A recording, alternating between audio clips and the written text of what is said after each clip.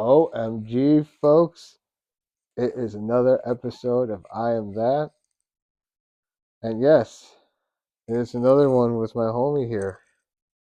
My homie Alex. If you haven't checked out his channel, Alazazam, am I saying it right?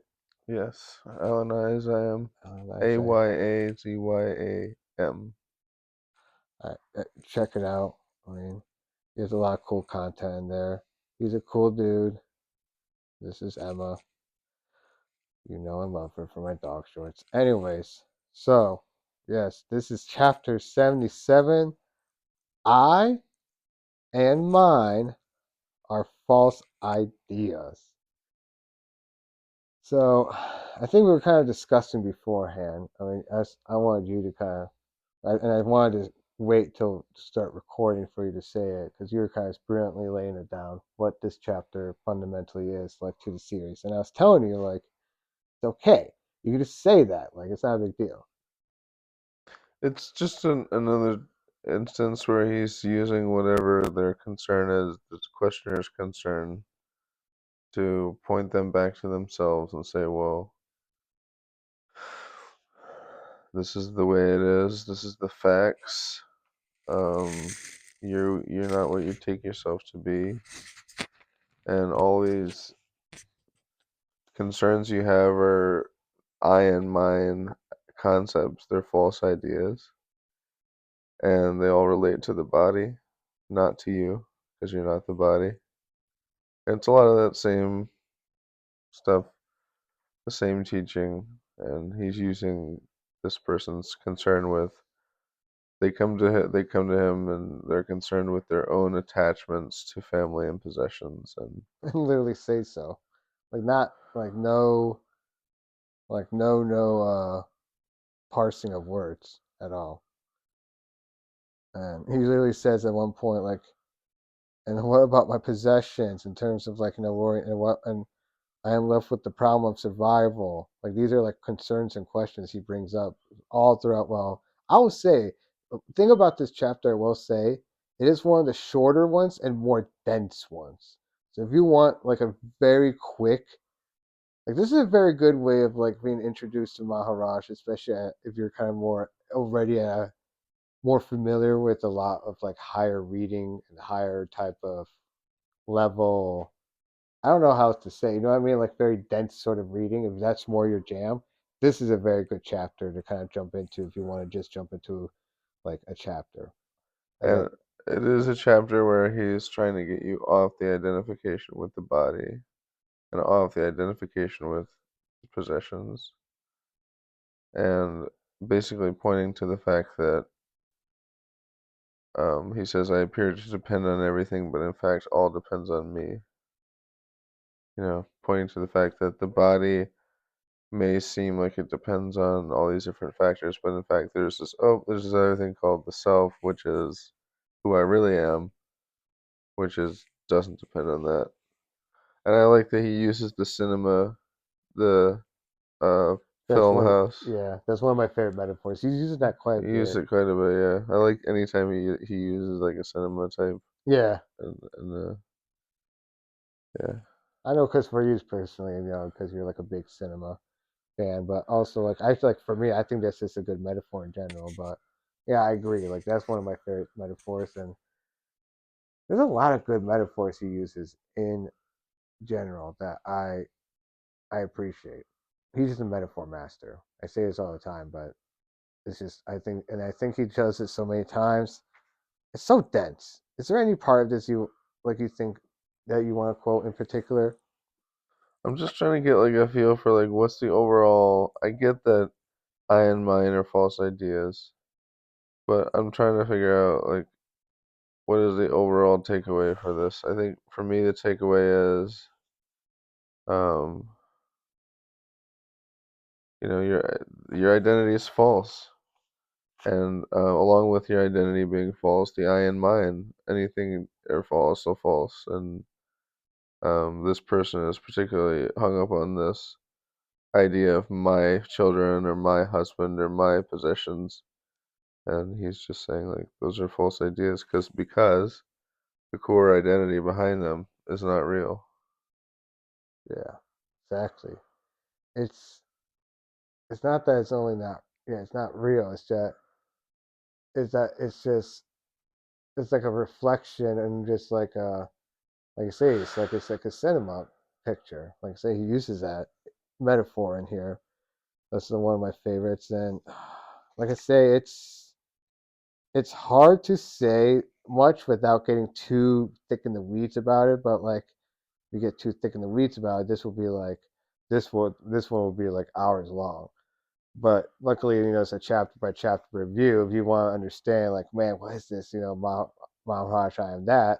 You definitely should be checking out some of these past ones and future ones because we're going to be doing more of this. This is only chapter 77 of 101. It's really tricky because he's always trying to point you towards this very subtle thing, which is the self and the awareness of the awareness of the awareness. Yeah.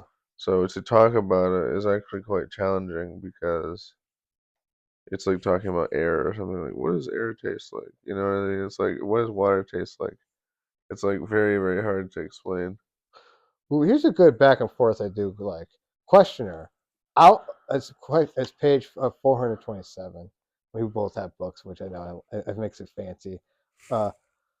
427. Questioner. Out of what do I create this world? Maharaj. Out of your own memories, as long as you are ignorant of yourself as the creator, your world is limited and repetitive. Once you go beyond your self identification with your past, you are free to create a new world of harmony and beauty. Or you just imagine beyond being and non being. And I like even the fact of even his questioner, what will remain with me if I let go of my memories? Maharaj, nothing will remain. And I love the response. It's so real. This is so real. Questioner then just says, I am afraid. Which I just like. And then it's funny because I just find it funny because from there, like, it's like Maharaj just goes on for like, Yeah, he's like, no, I mean, you think you need your thoughts, but actually, it's kind of nice just being without them. yeah, it just goes on for like a couple more paragraphs. Because mind you, in this chapter, this is one of these like ones where Maharaj is I don't want to say ranty because that has like a very bad connotation, but he goes off. He will the questioner will say like a little question, and then it's like two, three, four paragraphs of Maharaj just bam. But what's weird too, it's like it's not that long. It's because I think that was the last page, 427 that I read. Yeah, for that chapter, and the chapter begins what? It's 423. So it's like it's only 4 pages, which is I think that's pretty typical for Maharaj. Well, that's a little bit on the lower side, but that's still, you know, that's probably like as short as it gets for a Maharaj chapter. I don't think they get much shorter than 4 pages, right? Yeah. So But this maybe does kind of sum it up. He says, there are people whom I love. Must I give them up? You only let go of your hold on them. The rest is up to them. They may lose interest in you or may not. So once again, I think the main takeaway, and this is from my other readings too, about his teaching, is like the main takeaway is Maharaj would never say per se, go give up all your possessions, but you would say, or go leave your family and go out in the desert and like join the wandering monks or whatever. yeah, But he would say like, no, not renunciation. The true renunciation is the renunciation of the idea of I and mine. It's not the renunciation of like in a literal sense. It's the renunciation like in the sense of giving up the attachment to the things. So, and yeah. that includes people or possessions or whatever. I like that. Yeah, that was a good. That's a Like good. that kind of sums it up for me. Yeah, that was a good part of it too. And I mean, I don't want to ramble too much. Is there anything else that you found? I just love that. You know it was real. I do like because that like the last part of him just saying like the last thing the questioner is literally saying is "I am afraid." It's Like very real. that's It's very real. Yeah. yeah, that was to me maybe the thing that uh that's the thing that stood out the most for sure. And I love that it ended on that. Like a lot of these chapters do end very well. I'm surprised there wasn't like a little quote at the end because I do love when they do that. I love the little quotes at the end. I read those and it ended on that note. But is there anything else you can think of to add? Um. Well, it's been said, I told my disciples to renounce their, uh, attachment, Mm-hmm. and they instead renounce their common sense, basically. And it's much easier to when you're talking about renouncing, like, it's easier in a way to renounce, like to physically give things up and say, "Oh, look what I did! I physically," it's harder. It's harder in a sense to stay in the world and give up only your attachment to the things while still maintaining your ownership over those things, quote unquote ownership. Exactly. So it's a little bit of a subtle difference, but I mean, we can't even do that with. It's hard for us to even do that with like living spiritual beings like animals, let alone like, let alone like just in general. yeah, So, and objects and just these things aren't like we're just even our own bodies, our own selves aren't. We don't own them. We don't own anything. We just are. We just be. yes, That's the whole essence, I think, of what I am is. And because the body is for sure is limited, and the body for sure is reliant on all these factors to stay alive, but the body is only a part of who we are. It's not the full picture. So, exactly. Well, I think on that note, on that note, I mean, let's say thank you all. Hare Krishna, Namaste, namaste. and peace. Peace to you all, and Peace out. peace out. Sweet. Got it on wax. Got it on one fucking wax. Let's see. And I fucked it all up, I guarantee it. Oh no, my mic wasn't on, dude. Okay. Oh, it's still recording. Is it still recording? Yeah, it's still recording.